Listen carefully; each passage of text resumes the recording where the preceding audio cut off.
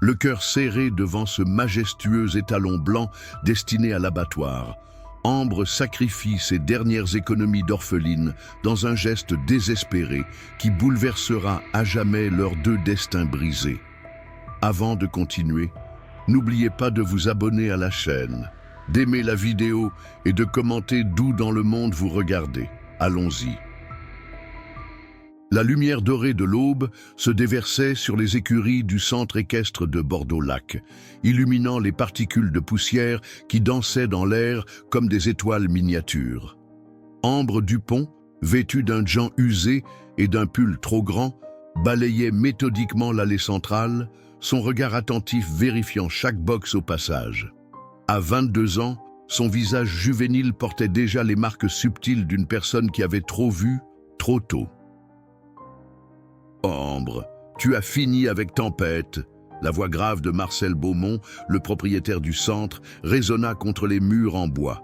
Et presque, Monsieur Beaumont. J'ai changé sa litière et nettoyé ses sabots. Je lui donne ses médicaments dans 10 minutes. Ambre s'arrêta, appuyée sur son balai, une mèche de cheveux châtains s'échappant de sa queue de cheval négligée. Marcel hocha la tête, satisfait. En 3 ans, cette jeune femme silencieuse était devenue indispensable à son établissement. Elle possédait ce don rare de comprendre les chevaux mieux que quiconque, percevant leurs douleurs et leurs peurs avant même que les symptômes ne deviennent visibles. N'oublie pas, le camion de Rousseau arrive à midi. Nous aurons besoin de place pour les nouveaux. Marcel consulta sa montre, son front se plissant avec anxiété. Puis rappelle à Sébastien de préparer Étoile pour la leçon de 10 heures. Cette jument devient impossible quand elle n'est pas brossée correctement. Ambre acquiesça en silence, habituée aux demandes incessantes de son patron. Marcel n'était pas un mauvais homme, juste préoccupé par la rentabilité précaire de son centre équestre, comme tant d'autres dans la région. Lorsqu'il s'éloigna, Ambre reprit son balayage, mais son esprit vagabondait ailleurs. 10 ans déjà depuis cette nuit pluvieuse où la gendarmerie avait frappé à la porte de leur modeste appartement à Bordeaux. 10 ans depuis que les mots « accidenté et décédé sur le coup » avaient fait basculer son existence. Orpheline à 12 ans, ballottée entre foyer d'accueil et institution, jusqu'à ce que les chevaux deviennent son refuge, sa famille. « Tu rêvasses encore, petite ?» Élise Moreau, la vétérinaire du centre, interrompit ses pensées en posant une main affectueuse sur son épaule. À 56 ans, cette femme robuste aux cheveux grisonnants représentait ce qui se rapprochait le plus d'une figure maternelle pour Ambre. « Je pensais à la vente aux enchères d'aujourd'hui », mentit Ambre, préférant garder ses fantômes personnels à distance. « Ah oui, chez Libourne !» Élise soupira, son regard s'assombrissant. « Marcel m'a dit qu'il y aura surtout des chevaux réformés des centres équestres environnants. Ce n'est jamais joyeux, ces ventes. » Ambre connaissait trop bien la réalité derrière ces mots. Les chevaux trop vieux, blessés ou simplement devenus non rentables se retrouvaient aux enchères, où les acheteurs les plus fréquents étaient les marchands de viande comme Philippe Rousseau. « Tu viens avec nous ?» demanda Élise, sortant de sa poche un sucre qu'elle offrit à Tempête en passant devant son box. « Marcel m'a demandé de rester pour m'occuper des pensionnaires, » répondit Ambre, une pointe de soulagement dans la voix. Elle détestait ses ventes, ses regards vides évaluant des êtres sensibles comme de simples marchandises. Le téléphone d'Élise vibra. La vétérinaire fronça les sourcils en lisant le message.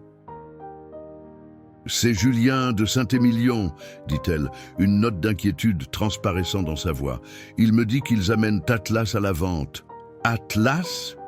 Le nom évoquait vaguement quelque chose dans la mémoire d'Ambre. Elle, étalon blanc du centre équestre de Saint-Émilion, un Lusitanien magnifique. Élise rangea son téléphone, secouant la tête avec tristesse. Il a quoi? 18 ans maintenant. Il était leur cheval vedette pour les démonstrations. Je l'ai soigné pour une tendinite il y a quelques années. Le cœur d'Ambre se serra.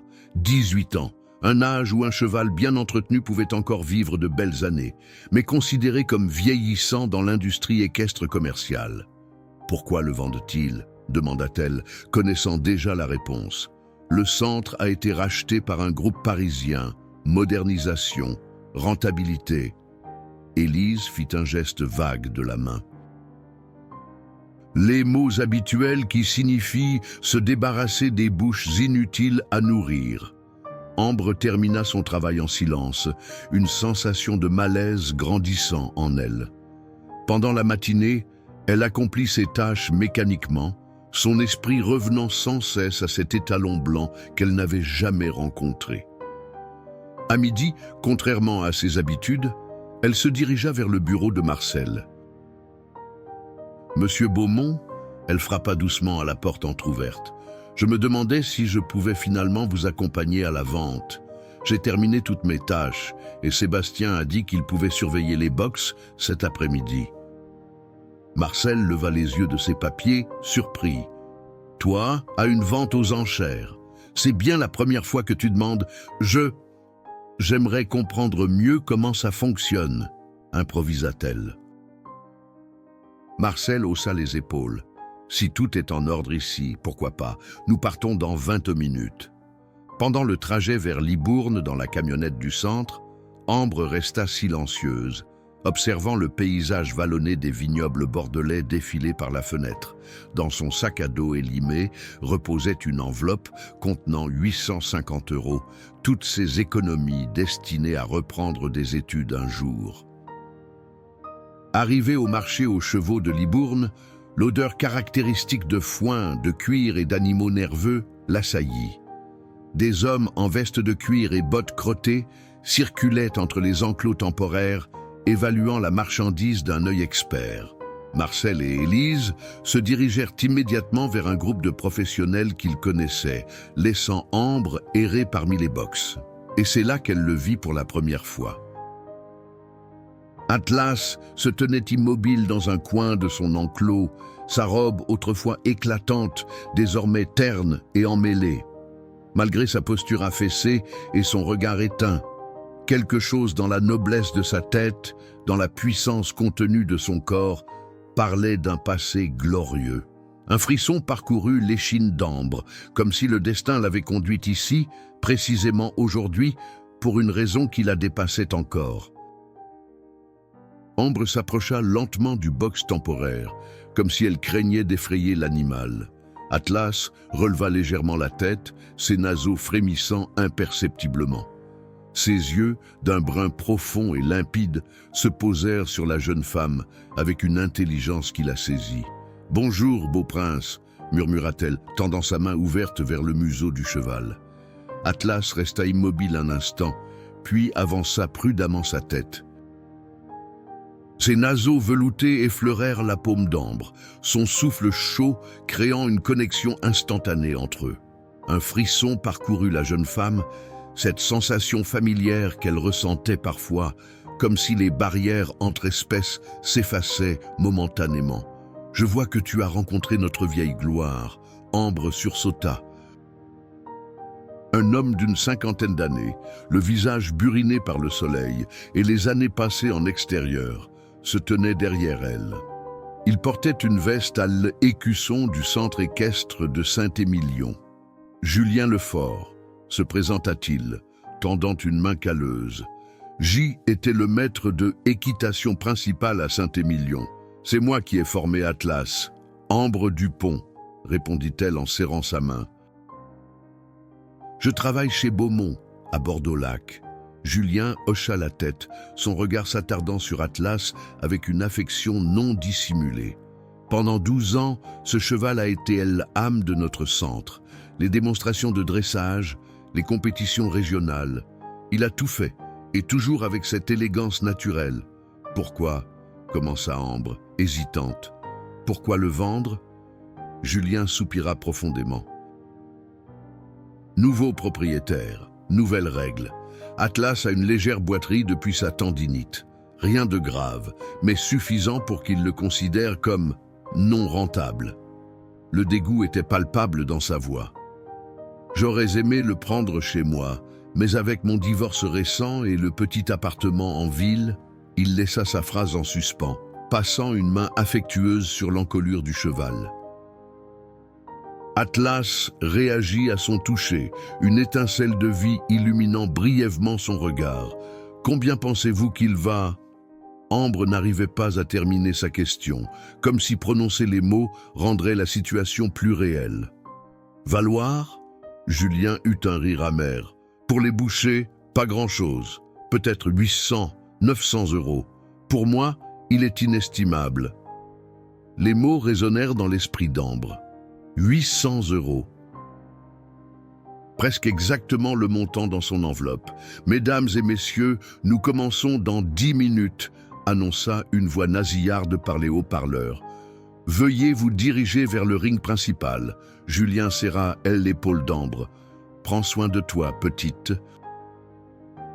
Et si tu croises Élise, dis-lui que je passerai la voir la semaine prochaine pour ce poulain boiteux. » Ilès éloigna, les épaules voûtées, comme un homme portant un fardeau invisible.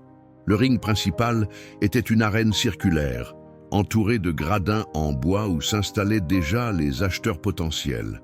Ambre repéra Marcel et Élise, assis parmi un groupe de éleveurs locaux. Elle se glissa discrètement à côté d'eux. « Tu étais passé où ?» demanda Marcel, sans quitter des yeux le catalogue des ventes. « Je regardais les chevaux. » répondit simplement Ambre, ses doigts tripotant nerveusement la fermeture de son sac à dos. Le commissaire-priseur, un homme corpulent au crâne dégarni, monta sur l'estrade. Les premières ventes défilèrent rapidement. Jeunes chevaux prometteurs, juments poulinières, tous trouvant acquéreurs à des prix raisonnables. Puis vint le tour des chevaux plus âgés, ceux dont les centres équestres se débarrassaient. Un murmure parcourut l'assemblée quand Atlas fut conduit dans l'arène. Malgré sa démarche légèrement hésitante, il conservait cette présence majestueuse, cette dignité innée qui faisait de lui un animal d'exception. Lot numéro 47, étalon lusitanien, 18 ans, nommé Atlas, annonça le commissaire-priseur d'une voix monotone. Ancien cheval de spectacle et d'instruction, léger problème de tendon. Nous commençons les enchères à 600 euros. Un silence pesant s'installa. Dans la première rangée, Ambre reconnut Philippe Rousseau, le marchand de viande qui examinait Atlas d'un œil calculateur. 550 euros, proposa le commissaire-priseur, baissant déjà le prix face au manque d'intérêt. 500, lança finalement Rousseau, sans même lever la main, comme si l'affaire était déjà conclue. Le commissaire-priseur parcourut la salle du regard. 500 euros pour ce lusitanien, 500 euros une fois. La main d'Ambre se leva comme propulsée par une force indépendante de sa volonté. 850 euros, dit-elle, sa voix plus assurée qu'elle ne l'aurait cru. Un mouvement de surprise parcourut l'assemblée. Marcel se tourna vers elle, stupéfait.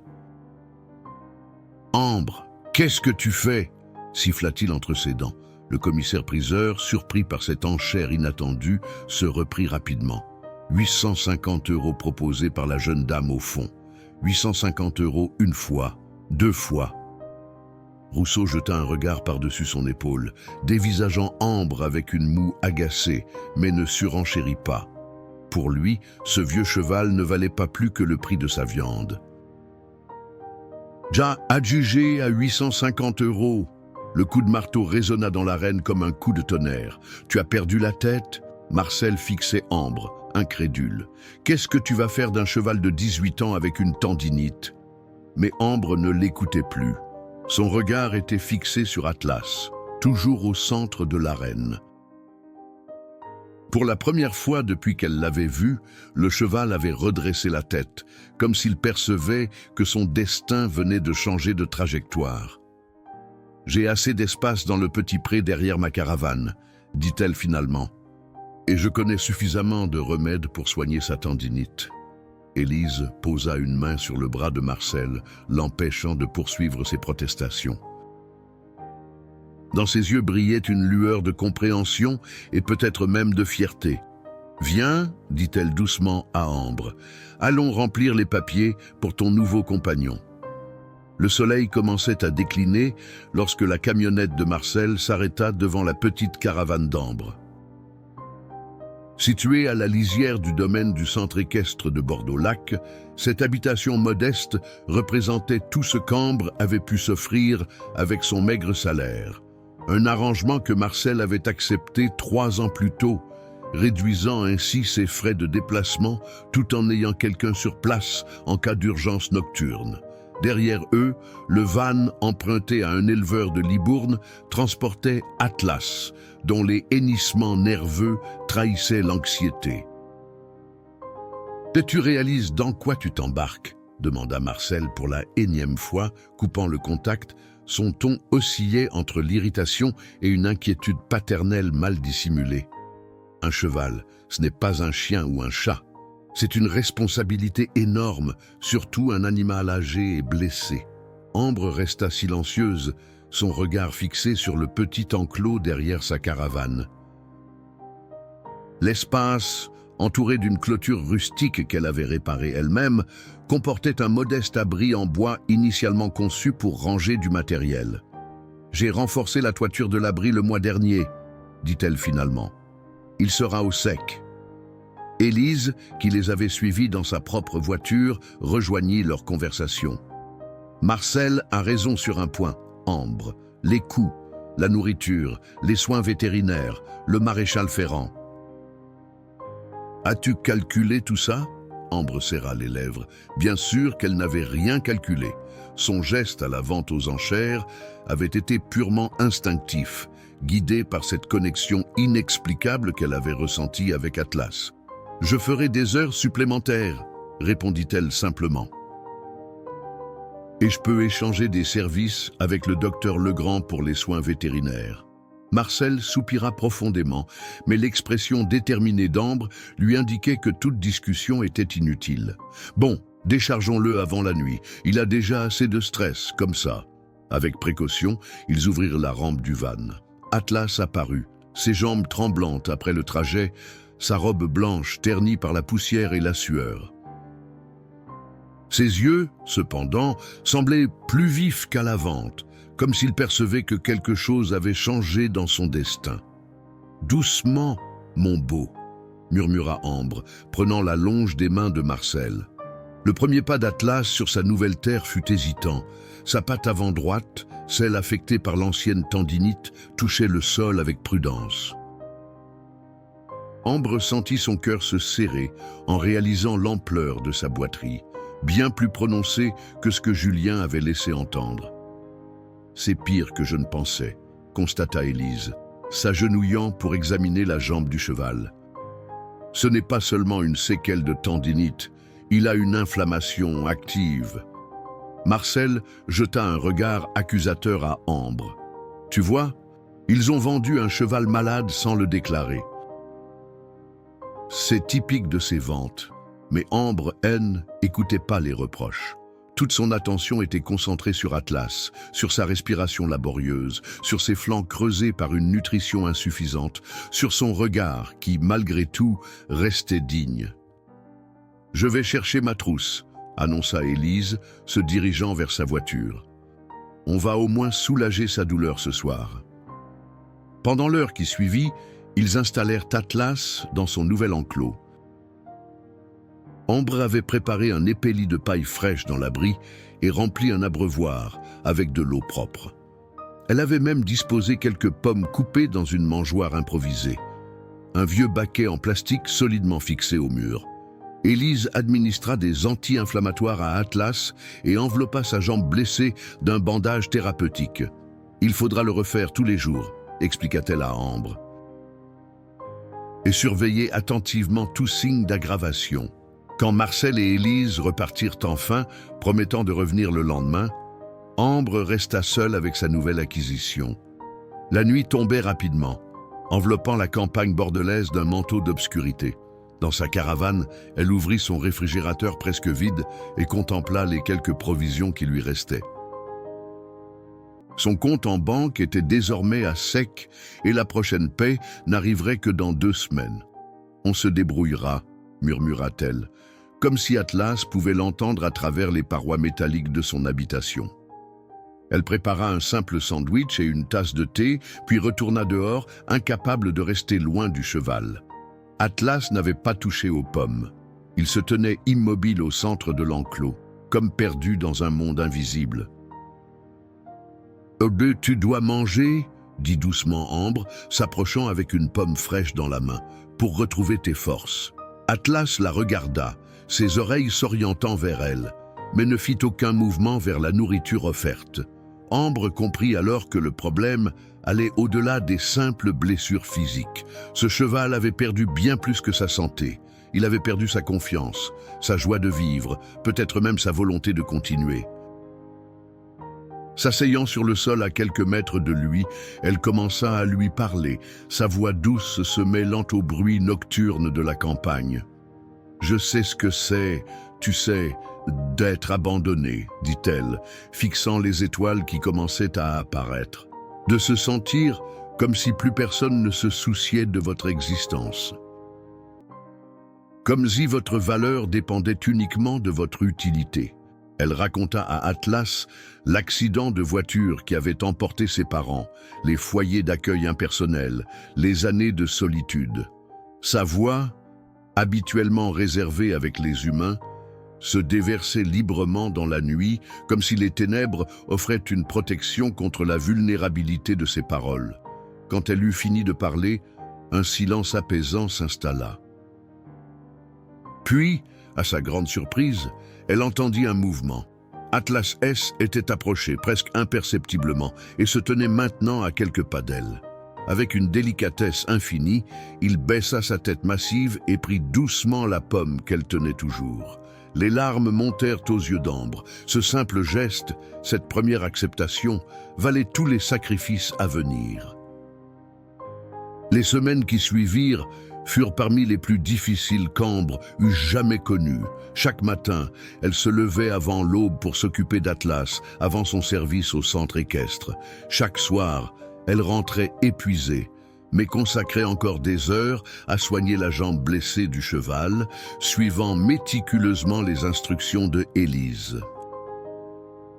Son compte en banque affichait un solde alarmant, et le peu d'argent qu'elle gagnait partait immédiatement dans la nourriture et les soins pour Atlas.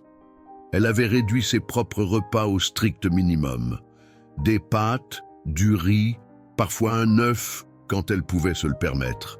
Ses collègues remarquèrent sa perte de poids, mais elle balayait leurs inquiétudes d'un sourire forcé. « Mademoiselle Dupont, puis-je vous parler ?» La voix de Marcel l'arrêta alors qu'elle terminait de nettoyer les box un vendredi soir. Le ton formel n'annonçait rien de bon. Dans le petit bureau sentant le cuir et le café, Marcel lui présenta une feuille de calcul. « J'ai fait les comptes. Vous avez effectué 48 heures supplémentaires ce mois-ci. Je ne peux pas continuer à ce rythme. Le centre n'a pas les moyens. » Ambre sentit son cœur s'accélérer. Ces heures supplémentaires étaient essentielles pour maintenir Atlas. « Je comprends, » dit-elle doucement, les yeux baissés. Marcel soupira, passant une main sur son visage fatigué. « Comment va-t-il? Le vieux cheval ?»« Atlas », corrigea Ambre automatiquement. « Il progresse. Sa boiterie s'améliore. » C'était vrai, bien que les progrès fussent lents. Après des jours où Atlas refusait presque toute nourriture, il avait commencé à manger régulièrement. Sa robe, qu'Ambre brossait chaque jour avec une patience infinie, retrouvait progressivement son lustre d'antan. « Écoutez, » reprit Marcel après un long silence, « je ne peux pas vous payer plus d'heures, mais le foin de la dernière coupe n'est pas assez bon pour nos pensionnaires de compétition. Vous pouvez le prendre pour Atlas. » Ambre releva la tête, surprise par cette offre inattendue. « Et Madame Leclerc de Saint-Loubès m'a appelé, » continua Marcel, évitant son regard comme gêné par sa propre générosité. Son petit-fils a grandi, et toutes ses affaires d'équitation prennent de la poussière dans son garage. Elle cherche quelqu'un qui pourrait en faire usage. Un sentiment de gratitude submergea Ambre. Derrière son masque d'homme d'affaires pragmatique, Marcel avait un cœur bien plus grand qu'il ne voulait l'admettre. Le lendemain matin, alors qu'Ambre changeait le bandage d'Atlas, elle entendit le bruit d'une voiture s'approchant de sa caravane. Un vieux Renault Espace vert foncé s'arrêta et un homme d'une quarantaine d'années en descendit, portant une boîte en carton. « Bonjour » lança-t-il joyeusement. « Vous êtes Ambre ? Je suis Laurent Leclerc. Ma mère m'a demandé de vous apporter les affaires de équitation de mon fils. » Laurent déposa la boîte près de la clôture, puis s'approcha avec curiosité. « Alors c'est lui, le fameux cheval de sauvetage ? Maman m'a raconté votre histoire. Elle a trouvé ça formidable, ce que vous faites. » Ambre, peu habituée aux compliments, sentit ses joues s'empourprer. « Je fais ce que je peux, » murmura-t-elle. Laurent observa Atlas avec un œil connaisseur. « Belle bête, un Lusitanien pur, non ? J'en ai monté un similaire quand j'y étais plus jeune, à l'école de équitation de Biarritz. »« Vous montez ?» demanda Ambre, soudain intéressée. « Plus maintenant. Le dos, vous savez. » Il fit un geste vague vers sa colonne vertébrale. « Mais j'ai gardé des contacts. D'ailleurs... » Il hésita, comme pesant ses mots. « Je connais quelqu'un qui pourrait être intéressé par votre situation. Mathilde Dumas. Elle dirige un programme d'équithérapie à Pessac, toujours à la recherche de chevaux au tempérament adapté. »« Équithérapie » répéta Ambre, le terme lui étant vaguement familier. « Thérapie avec les chevaux, pour les enfants handicapés ou traumatisés. Atlas, avec son âge et son expérience, pourrait être parfait, évidemment quand il sera rétabli, » ajouta-t-il rapidement. Cette conversation resta dans l'esprit d'Ambre longtemps après le départ de Laurent. Elle, équithérapie, une nouvelle direction possible, un objectif à atteindre. Cette idée lui donna une énergie renouvelée. Les jours se transformèrent en semaines, et Atlas changeait progressivement. Sa démarche devenait plus assurée, son regard plus vif.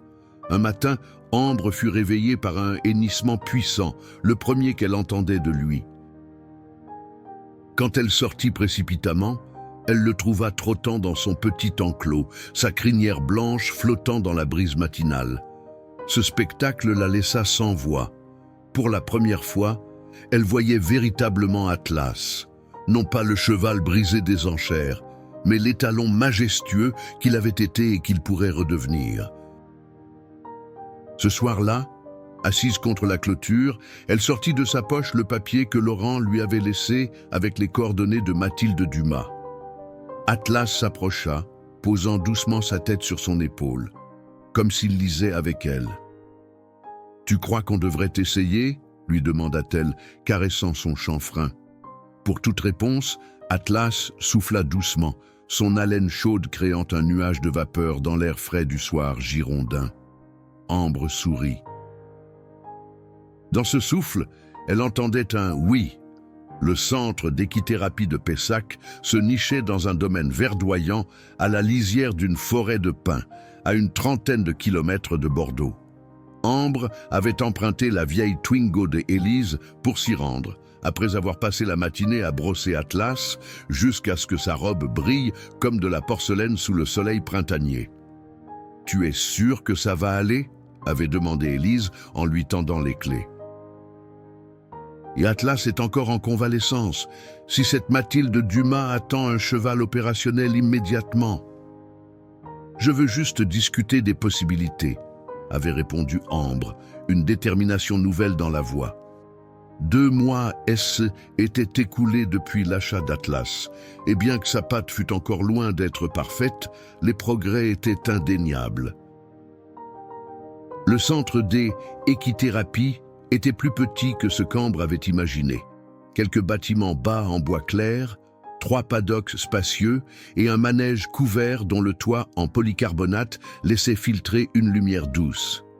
Des dessins d'enfants colorés décoraient les murs extérieurs, représentant des chevaux aux proportions fantaisistes et aux couleurs improbables. Une femme d'environ 50 ans s'avançait déjà vers elle, vêtue d'un jean usé et d'une chemise à carreaux. ses cheveux gris coupés courts, encadrant un visage marqué par le soleil et les sourires. « Vous devez être Ambre », dit-elle en lui tendant une main ferme. « Laurent m'a parlé de vous. Je suis Mathilde. » Son accent trahissait des origines méridionales, contrastant avec la cadence bordelaise à laquelle Ambre était habituée. Il y avait quelque chose de rassurant dans sa façon directe d'aborder les choses. « Venez, faisons le tour pendant que vous me racontez votre histoire avec ce fameux atlas. » Pendant l'heure qui suivit, Mathilde guida Ambre à travers les installations, lui expliquant le fonctionnement de son centre tout en écoutant attentivement le récit de la renaissance progressive d'Atlas. « Nous travaillons principalement avec des enfants autistes, des jeunes traumatisés et quelques adultes en réinsertion, » expliqua Mathilde, montrant un groupe de 3 adolescents qui brossaient un robuste cob normand sous la supervision d'une monitrice. Les chevaux sont des miroirs de l'âme, vous savez. Ils réagissent à nos émotions les plus profondes, celles que nous tentons de cacher aux humains. Ambre acquiesça, repensant à ces moments où Atlas semblait lire en elle mieux que quiconque. « Et quelle qualité recherchez-vous chez un cheval de équithérapie ?» demanda-t-elle, alors qu'elle s'asseyait sur un banc face au manège où une petite fille montait un poney patient comme un saint. Mathilde sourit. La douceur, bien sûr, la patience. Mais surtout, une sensibilité particulière, cette capacité à s'adapter au rythme émotionnel de chaque personne. Elle observa Ambre un instant. « D'après ce que vous m'avez raconté, votre atlas semble avoir cette qualité rare. Il est spécial, confirma Ambre, cherchant ses mots. Oh, quand il me regarde, j'ai l'impression qu'il voit au-delà des apparences. C'est exactement ce dont nous avons besoin ici. » Mathilde se redressa, son expression devenant plus professionnelle. « Écoutez, je ne peux pas vous promettre monts et merveilles. Nous fonctionnons avec des subventions limitées et des dons, mais si Atlas convient après une période d'essai, nous pourrions envisager un arrangement. » Le cœur d'Ambre s'accéléra. « Et quel genre d'arrangement ? Vous garderiez la propriété d'Atlas, mais nous prendrions en charge ses frais vétérinaires et une partie de sa nourriture. En échange, il travaillerait ici 3 jours par semaine pour des séances légères adaptées à sa condition. » C était plus que ce qu'Ambre avait espéré. Non seulement cela allégerait considérablement son fardeau financier, mais cela donnerait aussi un nouveau sens à la vie d'Atlas. « Quand pourrait-il commencer l'essai ?» demanda-t-elle, tentant de maîtriser l'excitation dans sa voix. « Dès que votre vétérinaire le jugera prêt pour un transport et des activités légères. D'après ce que vous m'avez dit, peut-être dans 2 à 3 semaines ?» Sur le chemin du retour, Ambre ne pouvait contenir son enthousiasme. Elle imaginait déjà Atlas, sa robe blanche immaculée, guidant doucement un enfant fragile vers la confiance en soi. Cette vision lui donnait une énergie nouvelle. Cependant, lorsqu'elle arriva à sa caravane, la réalité la rattrapa brutalement. La porte de l'enclos d'Atlas était grande ouverte et le cheval avait disparu. « Atlas !» cria-t-elle, son cri déchirant le calme du soir. Pas de réponse, pas de hennissement familier, juste le silence oppressant de l'absence. Paniquée, elle courut jusqu'au centre équestre. Marcel sortait justement du bureau, verrouillant la porte derrière lui. « Ton cheval est au box 7, dit-il avant même qu'elle ne puisse parler. Il s'est échappé pendant mon inspection de routine. Heureusement, Sébastien l'a trouvé en train de brouter tranquillement près des écuries. » Le soulagement submergea Ambre comme une vague. « Merci, » murmura-t-elle, la voix tremblante. « Ta clôture est trop fragile, » continua Marcel, son ton oscillant entre le reproche et l'inquiétude. Ce n'est pas sécurisé ni pour lui, ni pour les autres. Ambre savait qu'il avait raison. La vieille barrière en bois avait déjà nécessité plusieurs réparations de fortune, mais une clôture neuve coûterait des centaines d'euros qu'elle n'avait pas. « Je vais trouver une solution, » promit-elle faiblement. Marcel l'observa un long moment, puis soupira profondément. « Mon neveu travaille chez Bricomarché à Blanquefort. Je peux peut-être obtenir des matériaux à prix réduit. Mais tu devras faire le travail toi-même. » Cette offre inattendue, cette nouvelle manifestation de gentillesse à peine déguisée sous des airs bourrus, fit monter les larmes aux yeux d'Ambre. « Je sais travailler de mes mains, » affirma-t-elle, la détermination remplaçant la panique dans sa voix. Cette nuit-là, après avoir ramené Atlas dans son enclos provisoirement renforcé, Ambre s'assit contre sa caravane, contemplant les étoiles. Les défis semblaient se multiplier, mais pour la première fois depuis longtemps, elle ne se sentait plus seule face à eux. Le samedi suivant, dès l'aube, une camionnette blanche de Bricomarché se gara près de la caravane d'Ambre. Un jeune homme trapu en descendit, suivi de Marcel. « Voici Thomas, mon neveu », présenta Marcel. « Il a apporté tout ce qu'il faut pour ta clôture. » Thomas, avec ses bras musclés couverts de tatouages et son sourire facile, déchargeait déjà des poteaux en bois et des rouleaux de grillage renforcés.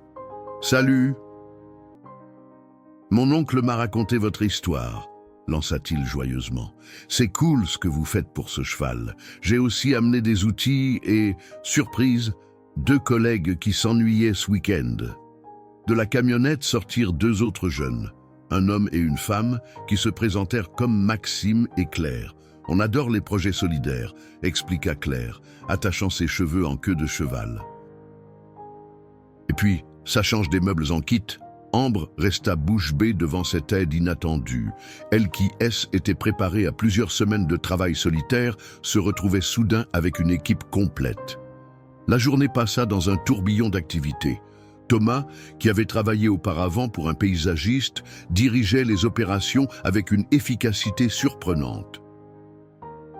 Ils commencèrent par démanteler l'ancienne clôture branlante, puis installèrent les nouveaux poteaux profondément dans le sol, créant une structure bien plus solide que la précédente.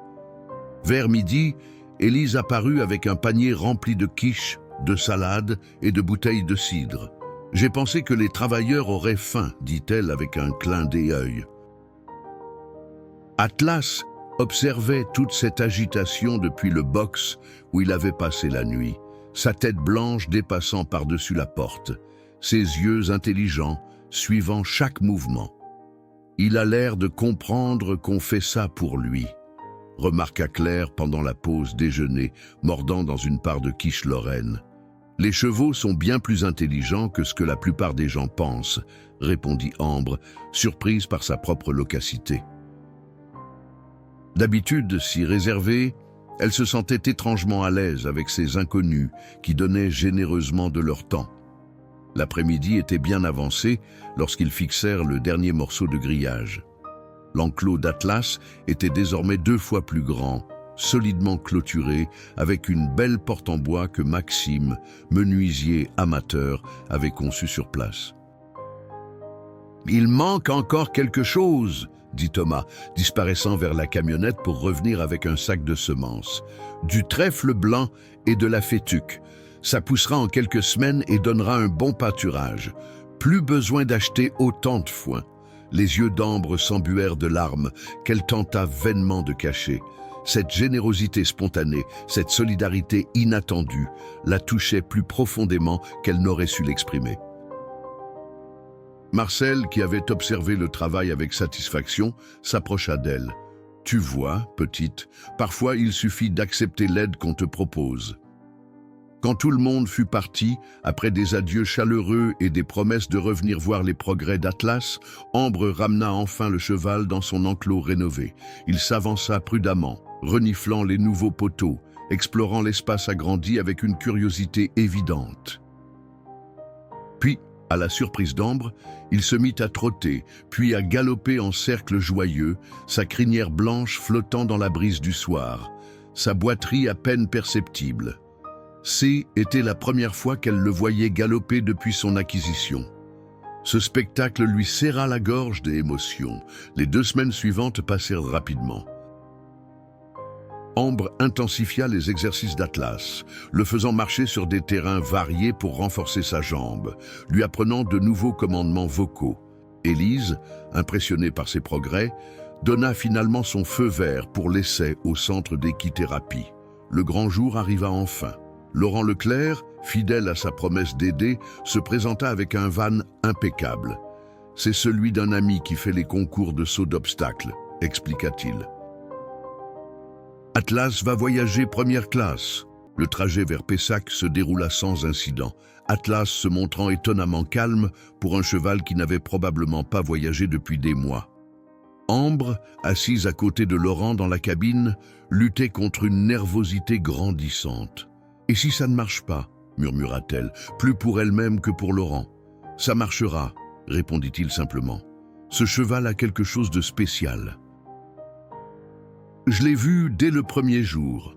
Mathilde les attendait à l'entrée du centre, accompagnée d'une jeune femme aux longs cheveux noirs et au visage sérieux. « Bienvenue », les accueillit Mathilde chaleureusement.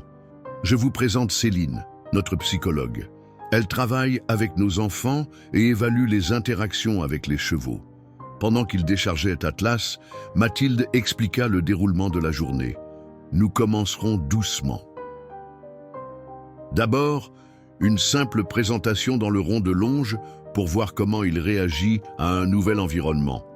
Ensuite, si tout va bien, nous introduirons un de nos jeunes les plus expérimentés. » Atlas, une fois descendu du van, se comporta comme s'il avait fait cela toute sa vie. Il suivait Ambre avec une confiance tranquille, observant son nouvel environnement avec intérêt, mais sans anxiété apparente.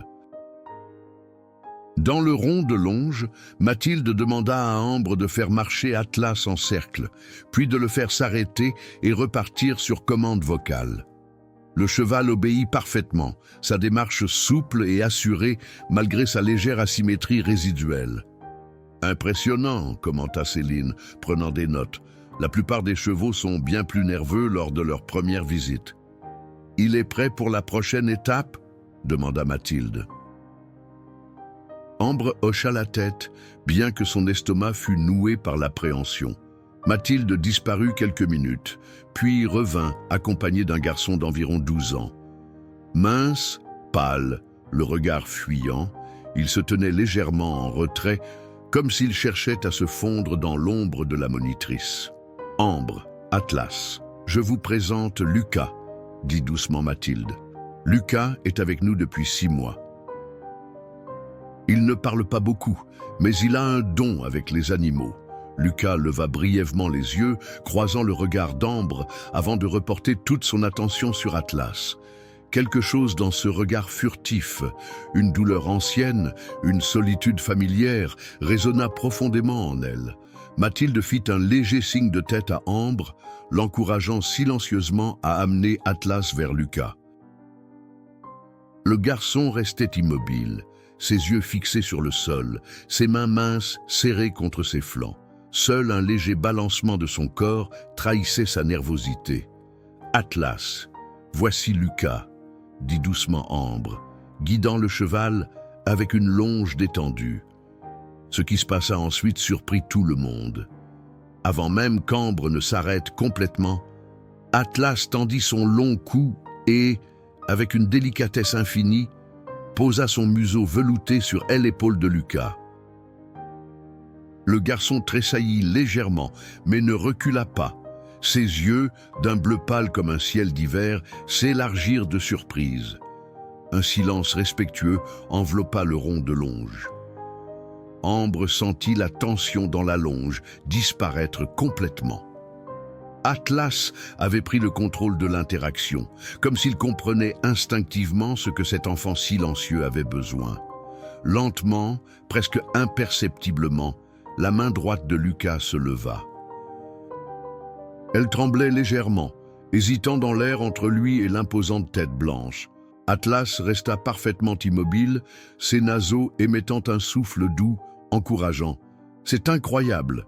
chuchota Céline à Mathilde. Lucas met habituellement des semaines avant d'initier un contact physique. Quand la petite main de Lucas toucha finalement le chanfrein d'Atlas, un changement subtil s'opéra. Les épaules du garçon se détendirent légèrement, et l'ombre d'un sourire, le premier qu'Ambre voyait sur son visage, éclaira ses traits délicats. « Blanc », murmura-t-il, si doucement qu'Ambre crut avoir imaginé ce mot. Mathilde et Céline échangèrent un regard stupéfait. « C'est le premier mot qu'il prononce depuis son arrivée », expliqua Mathilde à voix basse. Pendant les 20 minutes qui suivirent, Lucas resta avec Atlas, le caressant lentement, parcourant de ses doigts hésitants la crinière soyeuse, les joues veloutées, l'encolure puissante. Le cheval se prêtait à cette exploration avec une patience infinie, ajustant sa posture pour permettre au garçon d'atteindre différentes parties de son corps. Finalement, Céline s'approcha doucement. « C'est l'heure de ton goûter, Lucas. Tu pourras revenir voir Atlas plus tard. » Pour la première fois, une ombre de résistance traversa le visage du garçon. Il jeta un regard presque suppliant vers Atlas, comme s'il craignait que le cheval disparaisse en son absence. « Il sera encore là demain, » promit Mathilde, « et après-demain aussi. » Lucas hocha légèrement la tête et, avec une dernière caresse sur le museau d'Atlas, suivit Céline vers le bâtiment principal. Dès qu'ils furent hors de portée, Mathilde se tourna vers Ambre, les yeux brillants d'excitation. « Je n'ai jamais vu une connexion aussi immédiate, » dit-elle. « Votre Atlas est vraiment extraordinaire. Que lui est-il arrivé? »« À Lucas, je veux dire, » demanda Ambre, suivant des yeux la silhouette fragile du garçon qui s'éloignait. Mathilde soupira profondément. « Lucas est arrivé chez nous il y a 6 mois, après 2 ans en foyer d'accueil. Avant ça, disons simplement que sa mère avait des problèmes de toxicomanie sévères. Il a été retrouvé dans leur appartement à Lormont, seul avec elle, décédé depuis 3 jours. » Ambre sentit un frisson parcourir son échine. L'image de sa propre enfance brisée, des policiers à sa porte annonçant la mort de ses parents, se superposa brutalement à celle de ce petit garçon traumatisé. « N'a plus de famille ? Une tante à Arcachon qui fait ce qu'elle peut, mais elle travaille sur les bateaux de pêche avec des horaires impossibles. Lucas passe ses semaines en institution spécialisée et les week-ends chez elle. Le centre de équithérapie est sa seule constante. » Atlas hennit doucement, comme s'il participait à la conversation. Ambre passa machinalement sa main sur son encolure, trouvant du réconfort dans sa chaleur solide. « Nous avons essayé plusieurs chevaux avec lui, » continua Mathilde, « mais aucun n'a provoqué cette réaction. Atlas a un don, c'est indéniable. » Le reste de la journée fut consacré à présenter Atlas à d'autres enfants et à quelques membres du personnel.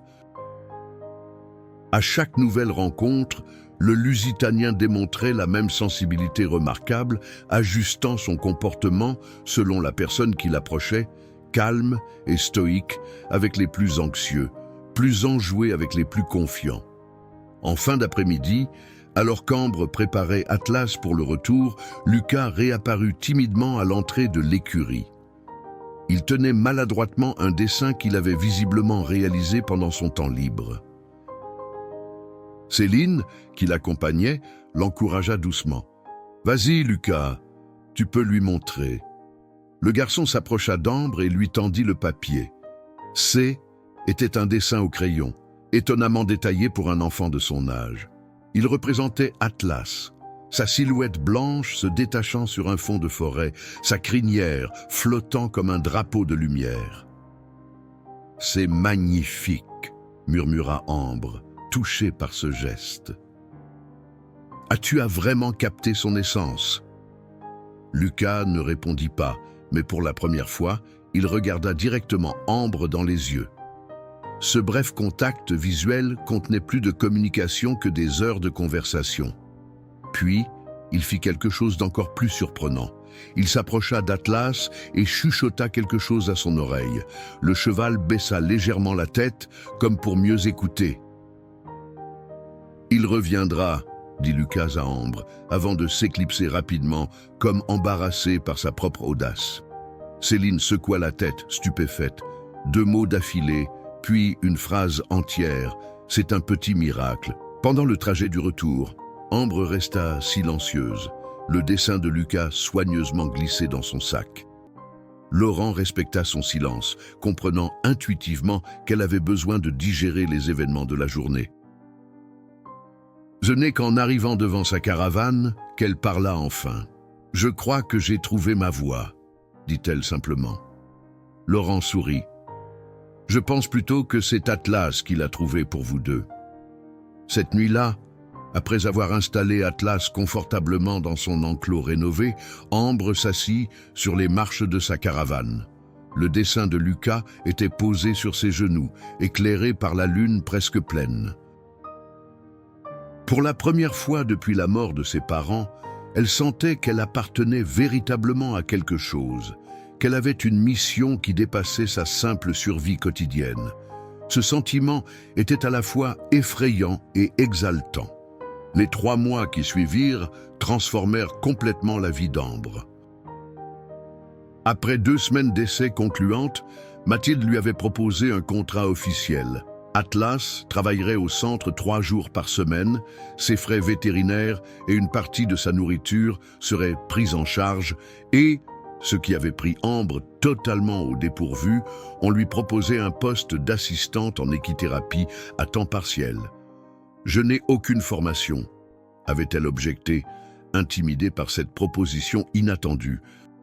« À la formation, je peux te l'offrir », avait répondu Mathilde. « Ce que je ne peux pas enseigner, c'est cette sensibilité naturelle que tu possèdes.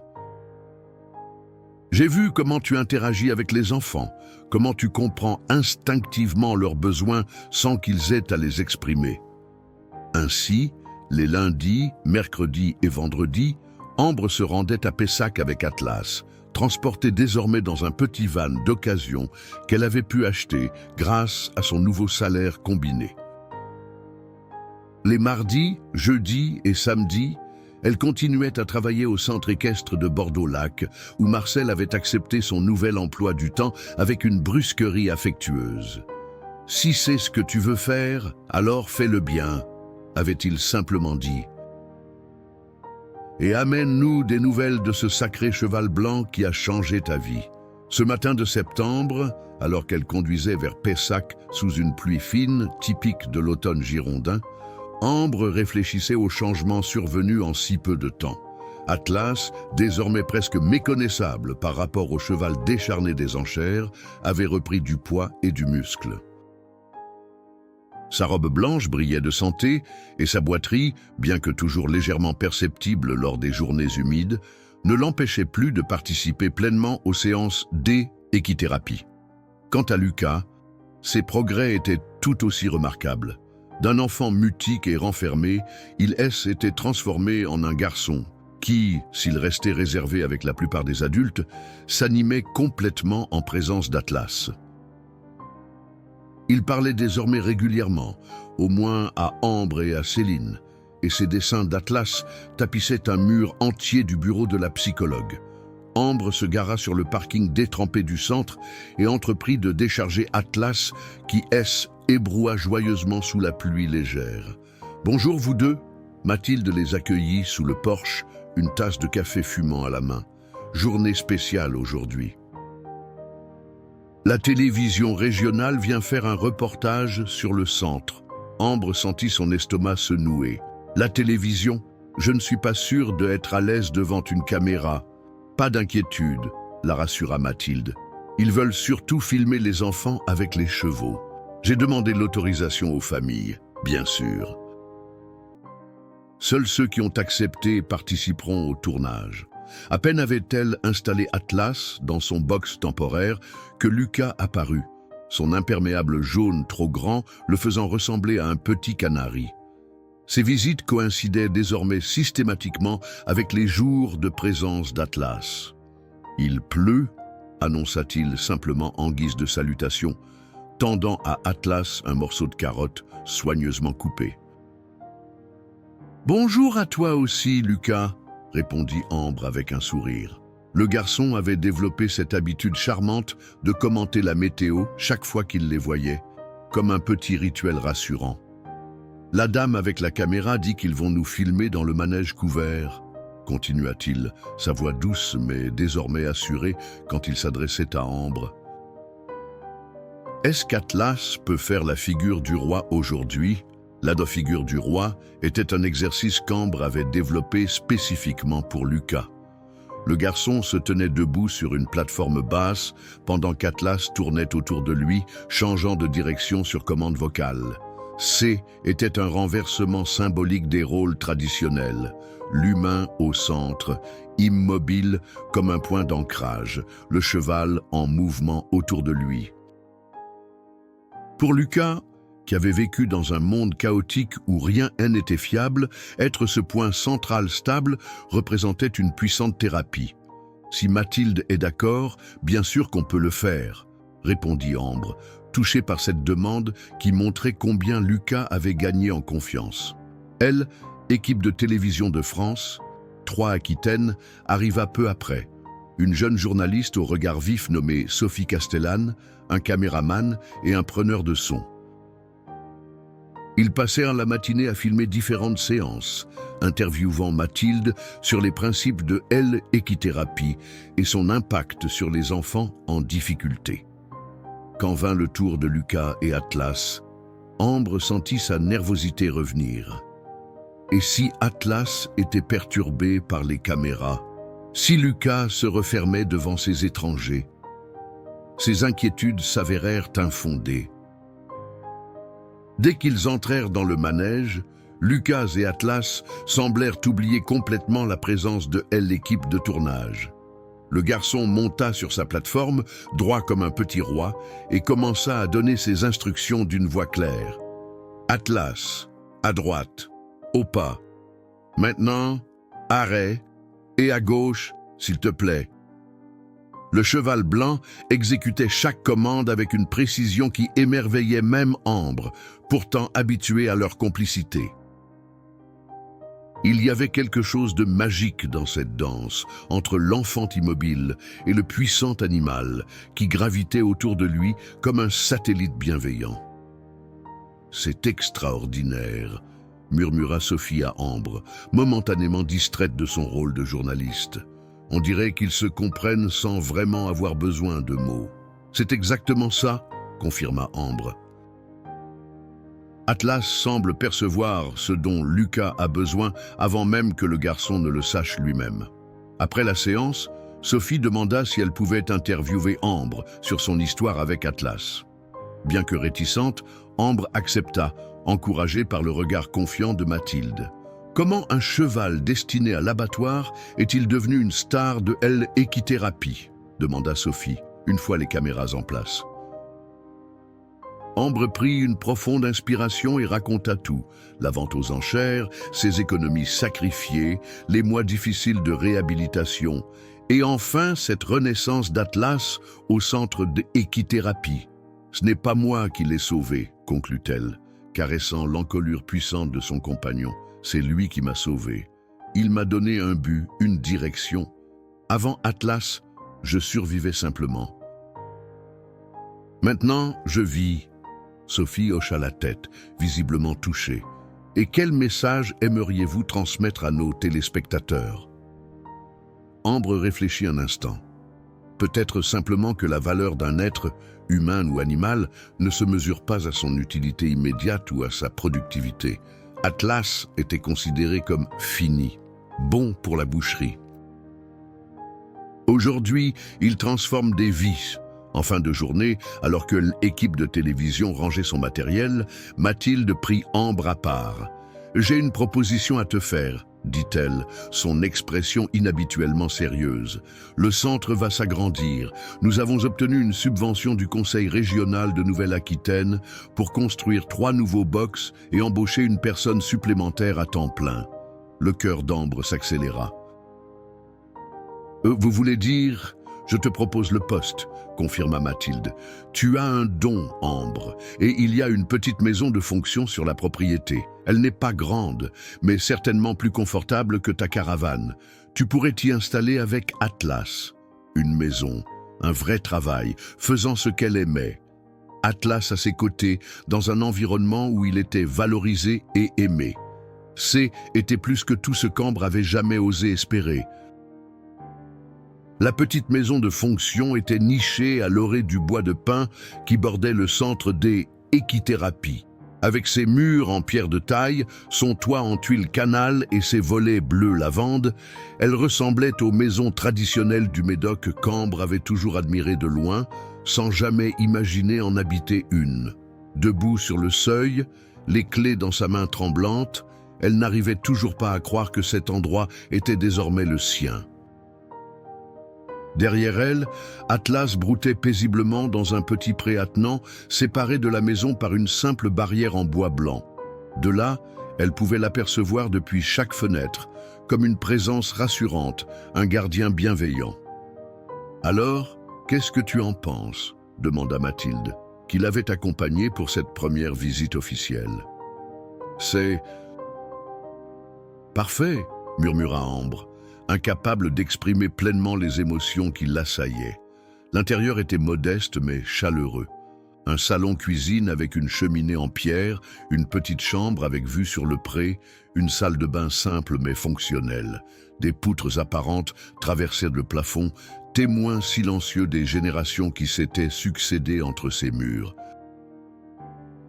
La dernière occupante était Juliette, notre ancienne ergothérapeute, expliqua Mathilde. Elle a laissé quelques meubles, mais tu peux changer ce que tu veux. Ambre fit lentement le tour de ce qui serait désormais son foyer, caressant du bout des doigts le plan de travail en bois de la cuisine, admirant la lumière dorée qui filtrait à travers les fenêtres. Après des années dans une caravane exiguë, cet espace lui semblait presque luxueux. Annoncer son départ à Marcel avait été plus difficile qu'elle ne l'imaginait. Le vieil homme avait écouté en silence sa décision, son visage impassible masquant ses sentiments.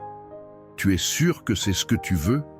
avait-il finalement demandé, sa voix plus rauque que d'habitude. « Oui », avait-elle répondu simplement. « Oh, pour la première fois de ma vie, je suis vraiment sûr de quelque chose. » Marcel avait hoché la tête, puis S était levé brusquement pour fouiller dans un placard. Il en avait sorti une vieille couverture en laine, soigneusement pliée. « Elle appartenait à mon premier cheval », avait-il expliqué, la lui tendant maladroitement. « Un cadeau de départ. »« Pour ta nouvelle maison ». Ce geste, venant d'un homme si peu démonstratif, avait ému Ambre aux larmes. Elle avait compris alors que malgré sa rudesse apparente, Marcel l'avait toujours considéré comme bien plus qu'une simple employée. Le déménagement S était fait en une seule journée.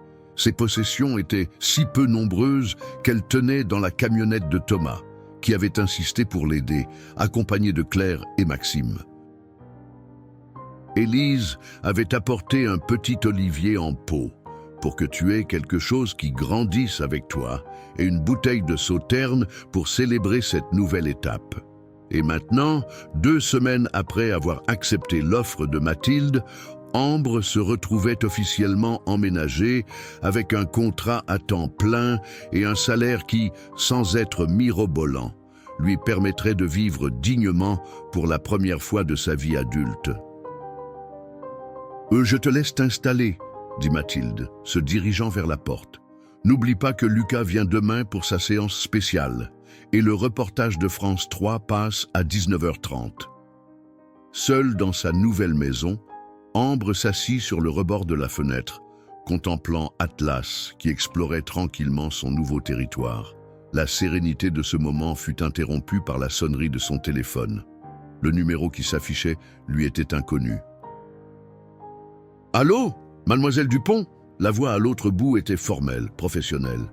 Ici, maître Benoît Duval, notaire à Bordeaux. Je vous appelle concernant Atlas, le cheval lusitanien que vous avez acquis il y a 6 mois. Ambre sentit un frisson glacé parcourir son échine. Qu'y a-t-il ? J'ai été contacté par monsieur Julien Lefort, ancien maître des équitations au centre équestre de Saint-Émilion. Il semble qu'il y ait eu une complication juridique concernant la vente de cet animal. Les mots suivants du notaire se perdirent dans un bourdonnement confus.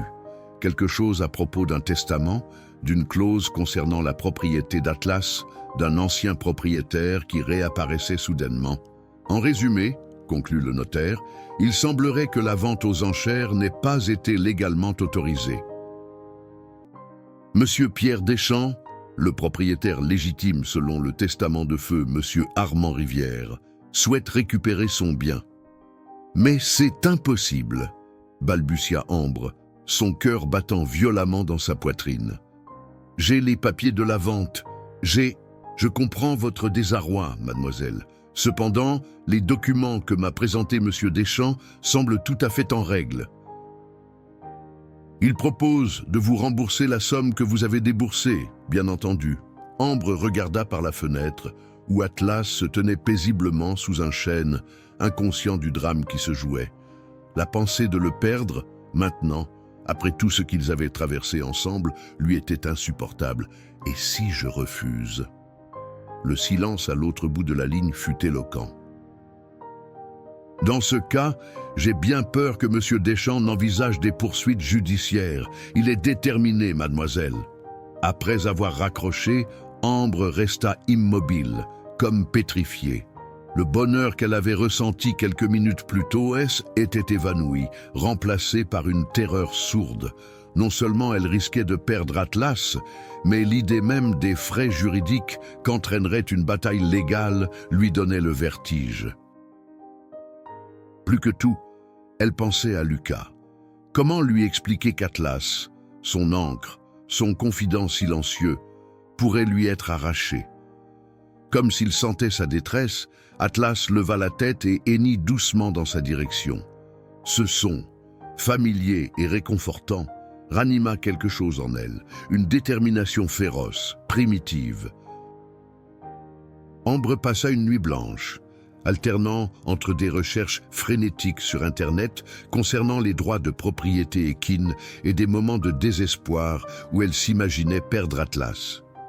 Au petit matin, les yeux rougis, elle appela Mathilde pour lui expliquer la situation. « Viens au centre immédiatement », répondit sa directrice après un moment de silence stupéfait. « J'appelle mon frère. Il est avocat à Bordeaux, spécialisé en droit rural. » 1 heure plus tard, Ambre se trouvait dans le bureau de Mathilde, une tasse de café intacte refroidissant devant elle. François Dumas, le frère de Mathilde, un homme d'une 50aine d'années au regard vif et à la voix posée, écoutait attentivement son récit. « Donc, si je comprends bien, résuma-t-il, ce Pierre Deschamps prétend être le propriétaire légitime d'Atlas, selon le testament d'un certain Armand Rivière, qui serait l'ancien propriétaire du cheval avant qu'il ne soit vendu au centre équestre de Saint-Émilion? C'est ce que le notaire a dit, confirma Ambre, la gorge nouée. François prit quelques notes. Je vais avoir besoin de tous les documents en votre possession, certificat d'achat, carnet de santé du cheval, tout ce qui peut établir votre propriété. Et j'aimerais parler à ce Julien Lefort qui a alerté le notaire. Julien fut contacté dans l'heure. Au téléphone, sa voix trahissait une agitation inhabituelle. « Je suis vraiment désolé de cette situation, Ambre, dit-il. J'ignorais complètement l'existence de ce testament. Quand Pierre Deschamps s'est présenté au centre la semaine dernière, cherchant des nouvelles d'Atlas, j'ai été aussi surpris que vous. Qui est ce Deschamps exactement? Demanda François, qui avait mis le téléphone en haut-parleur. Le neveu d'Armand Rivière, apparemment. Armand était un éleveur respecté près de Libourne. C'est lui qui a vendu Atlas au centre équestre il y a 12 ans. Mais selon Deschamps, son oncle avait stipulé dans son testament qu'en cas de revente d'Atlas, le cheval devait lui revenir prioritairement. François fronça les sourcils. Et pourquoi ne s'est-il manifesté que maintenant, 6 mois après la vente? Il prétend qu'il était à l'étranger en Nouvelle-Calédonie et qu'il vient seulement d'apprendre la vente. La matinée écoula en appels téléphoniques et recherches. François contacta le notaire, demandant copie du testament et de tous les documents pertinents.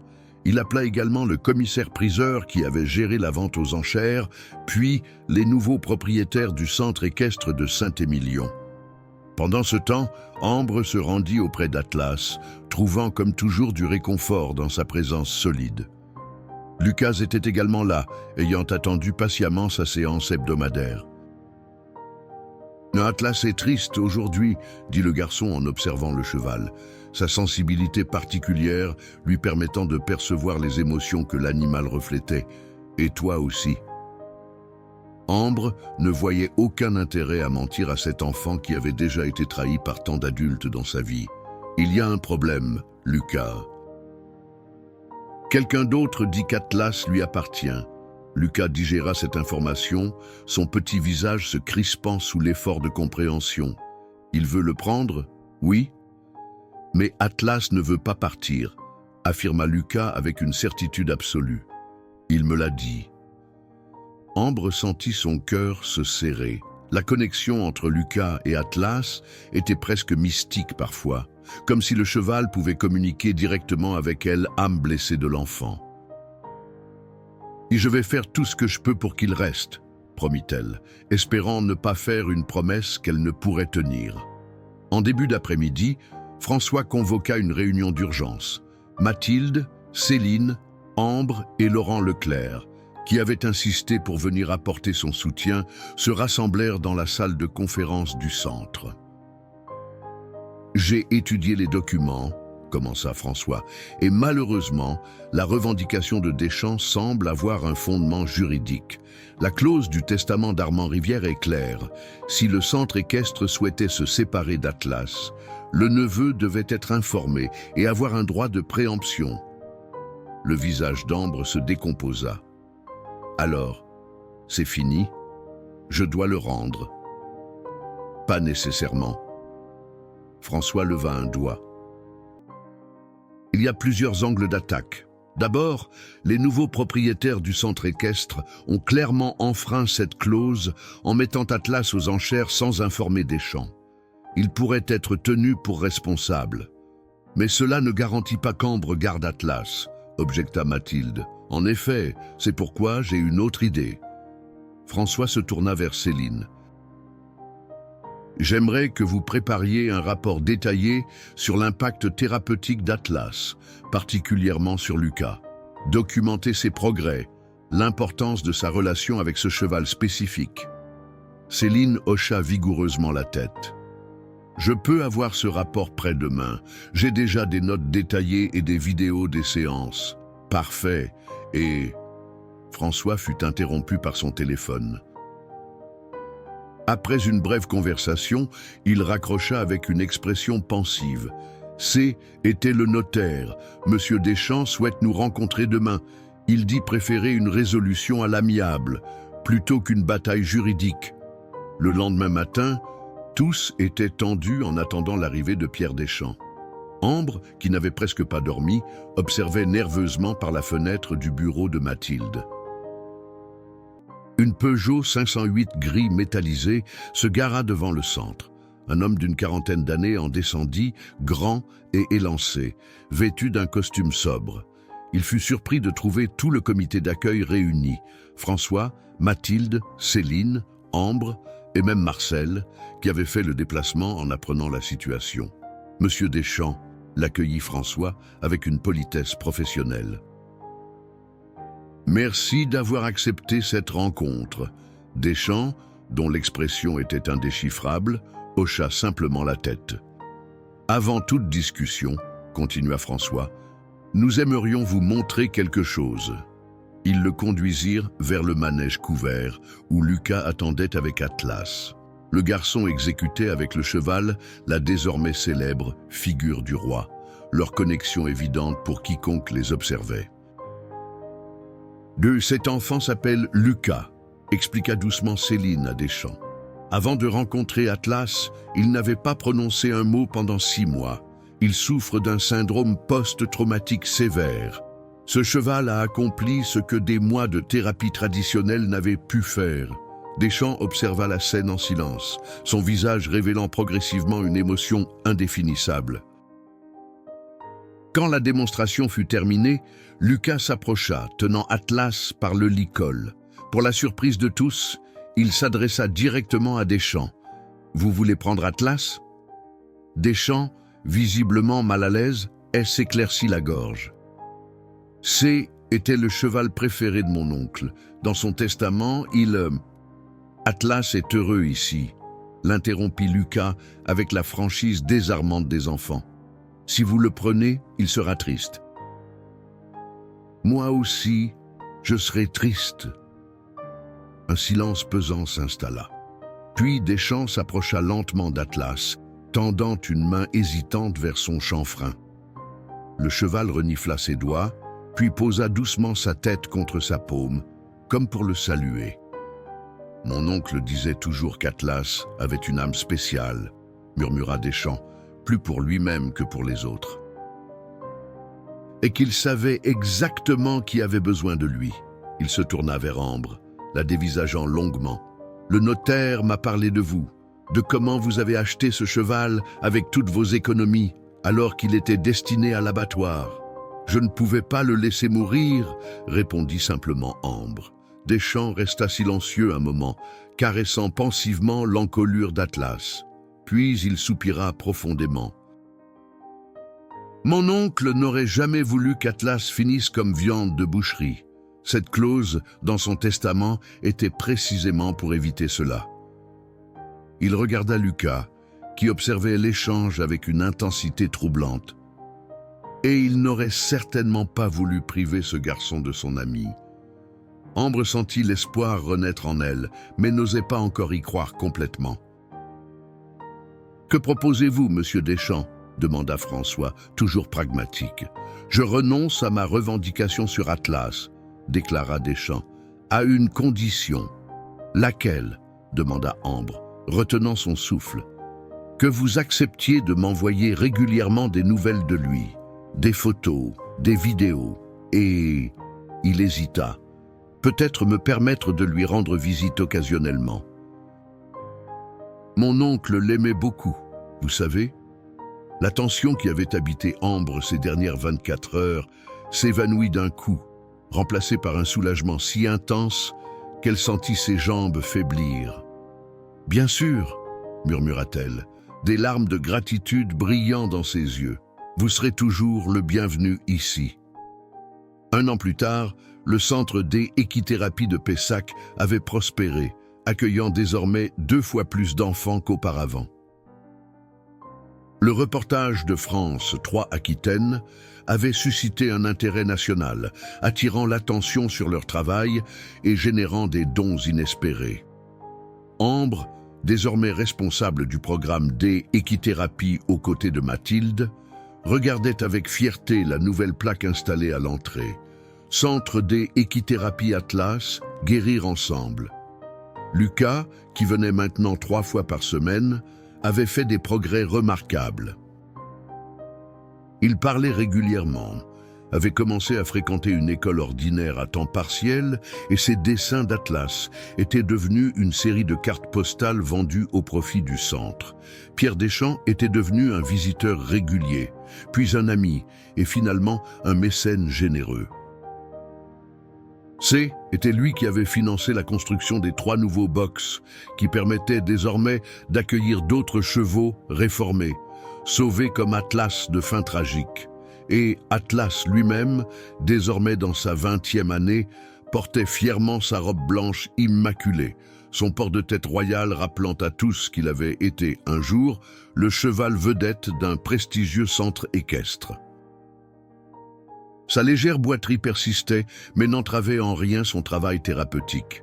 Ce soir-là, alors que le soleil couchant baignait la campagne girondine d'une lumière dorée, Ambre s'assit sur le banc devant sa maison, observant Atlas qui somnolait paisiblement dans son pré.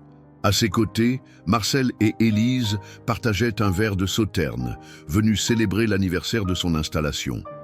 « Si on m'avait dit il y a 1 an que tout cela arriverait », murmura Ambre, encore émerveillée par le chemin parcouru. « Tu le mérites », affirma Élise, levant son verre. « Tu as suivi ton instinct ce jour-là aux enchères, et regarde où cela t'a mené. » Marcel, toujours avare de compliments, se contenta de hocher la tête, mais son regard disait tout ce que ses mots ne pouvaient exprimer. Plus tard, quand tous furent partis, Ambre rejoignit Atlas dans son pré. Le vieux cheval s'approcha d'elle, posant sa tête contre son épaule dans ce geste de confiance qui était devenu leur rituel. « Merci », chuchota-t-elle, enfouissant son visage dans sa crinière soyeuse. Pour tout, dans la douceur du crépuscule girondin, Atlas souffla doucement, comme pour lui répondre que, peut-être, c'était lui qui devrait la remercier, elle qui avait vu au-delà des apparences, qui avait cru en lui quand personne d'autre ne le faisait. Car au fond, n'était-ce pas là le véritable miracle ? Non pas qu'un cheval puisse aider des enfants blessés à guérir, mais que des êtres brisés, humains ou animaux, puissent se sauver mutuellement, simplement en se reconnaissant, en se choisissant dans un monde qui les avait abandonnés.